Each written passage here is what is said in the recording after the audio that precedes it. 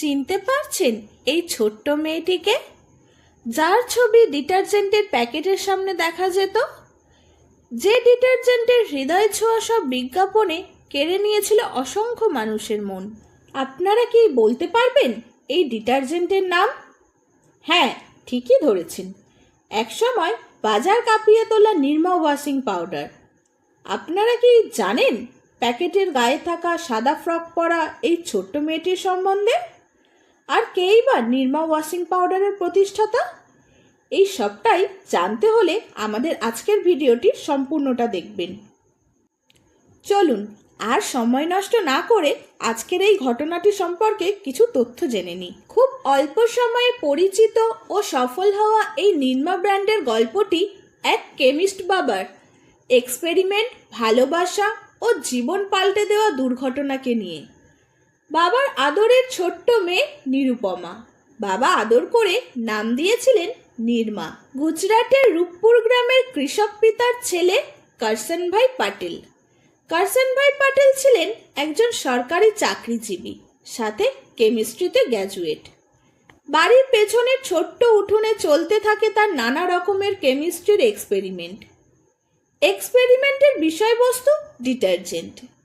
বাজারে চলতি ডিটারজেন্ট কাপড়কে সহজে পরিষ্কার করলেও পরিবেশের জন্য তা মোটেও নিরাপদ ছিল না, সাথে দামটাও ছিল বেশ চড়া। আর সেই কারণে সোডার গুঁড়োর সাথে নানান উপাদান মিশিয়ে একদিন তৈরি করে ফেললেন ফসফেট মুক্ত একটি হলুদ রঙের ডিটারজেন্ট পাউডার। মেয়েকে আদর করে তিনি যে নামে ডাকতেন সেই নামেই ডিটারজেন্টটির নাম রাখেন নির্মা। তখনকার দিনে বাজারে 13.5 টাকা দামি ডিটারজেন্ট কেনার সামর্থ্য সবার ছিল না। বাধ্য হয়ে তিনি তার ডিটারজেন্টের দাম 3.5 টাকা করে দিলেন।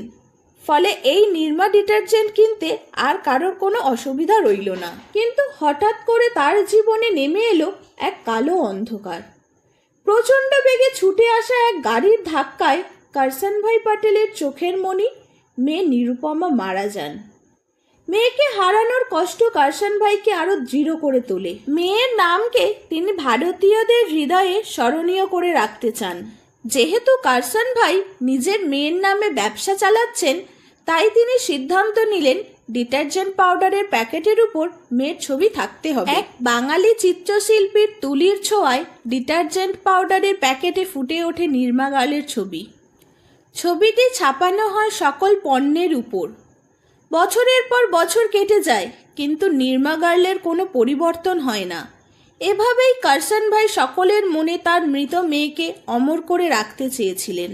কিন্তু অফিসের সময় দিয়ে ব্যবসা সামলানো করসনভাইয়ের পক্ষে কষ্টকর হয়ে ওঠে। তাই সাহস করে তিনি চাকরি ছেড়ে দিয়ে কয়েকজন লোক নিয়ে নির্মা ডিটারজেন্ট পাউডার ব্যবসা আরও বাড়ানোর চিন্তাভাবনা শুরু করলেন। 400 জন দোকানদারকে নিয়ে করসনভাই পাটেল মাঠে নামেন।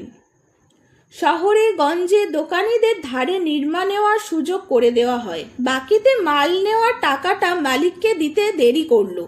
এইভাবে চালিয়ে যাওয়াটা কঠিন বটে, আর তাই তিনি একদিনে বাজার থেকে সমস্ত নির্মা উঠিয়ে নেন। পরের দিন আর কোথাও নির্মা দেখা যায় না। তারপর টিভিতে নির্মার একটি বিজ্ঞাপন দেখা যায়। বিজ্ঞাপনটি যেন গানে গানে গৃহিণীদের মনে এক সুখী জীবনের আমেজ তৈরি করলো। দুধের চেয়ে শুভ্র ও ঝলমলে কাপড়, হাসি খুশিতে ভরা বাচ্চারা ও কর্মদীপ্ত গৃহিণীদের তুলে ধরা এই বিজ্ঞাপনের চিত্র ভারতীয় গৃহিণীদের হৃদয়ে ঝড় তোলে। পরের দিন বাজারে নির্মার খোঁজ পড়ে যায়। গৃহিণীরা নির্মার খোঁজ করে, কিন্তু পুরো বাজারেই তো নির্মা নেই। এবার দোকানিরা নির্মার অভাব হাড়ে হাড়ে টের পায়। নির্মা পেতে দোকানিদের এবার করসনভাইয়ের দ্বারস্থ হতে হয়। করসনভাই নির্মা সরবরাহে রাজি হয় ঠিকই, তবে জুড়ে দেয় দুটো শর্ত।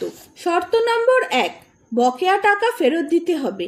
শর্ত নম্বর 2, ধার নয়, এখন থেকে মূল্যটা পরিশোধ করে তবেই নির্মা নেওয়া যাবে। কোনো উপায় না পেয়ে দোকানিরা দুটি শর্তই মেনে নিতে বাধ্য হয়। আস্তে আস্তে নির্মা মার্কেটের শেয়ারে 60% দখল করে ফেলে। এইভাবে নির্মা ভারতের মার্কেটে নিজের ব্যবসা শুরু করলো। আপনাদের মূল্যবান টাইম দিয়ে ভিডিওটা দেখার জন্য ধন্যবাদ। ভিডিওটা ভালো লাগলে লাইক করবেন। অজানা ইতিহাস জানতে হলে আমাদের চ্যানেল গোলক মোটিভেশনকে ফলো করুন।